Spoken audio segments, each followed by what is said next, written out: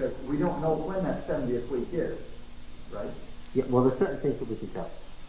The setting up of the modern state of Jerusalem tells us that the beginning of the end has occurred. Okay? This is why a lot of people said in 1988 the world would end. Because Israel was set up in 1948 and this generation won't pass and the generation is 40 years, and so by 1988 that's the count. Okay? Yes. So they see the setting up of the kingdom, the coming of the modern state of Israel as a forerunner of that event.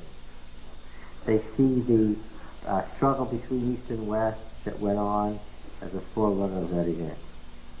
But they're not trying to say that at some particular date in the future that Christ is going to come.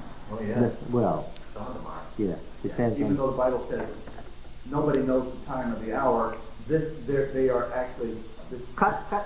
See. What did you just do? Stop and think about the exegetical principles operating here. When Jesus was talking to his disciples, when was that?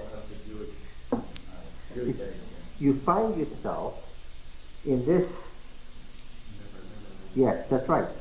Suddenly, the Bible becomes a trick book. Right? It says this, oh, but that doesn't apply. It says that, oh, but that applies to the future.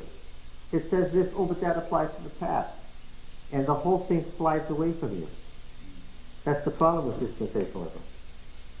Yes. Now, wait a minute. You all know that dispensationalists believe that the righteous will be raptured. Where did you say the kingdom was going to be? Raptured to where? Yeah. Well, how come if they're raptured away from here, the kingdom's going to be here? The kingdom is made up of 144,000 converted righteous Jews. The Christians, well, were raptured to heaven. No big deal. The Christians don't have to deal with the Jews after all. Yeah. So the kingdom age is the fulfillment of all those messianic kingdom prophecies in the Old Testament to the Jews, just as God promised,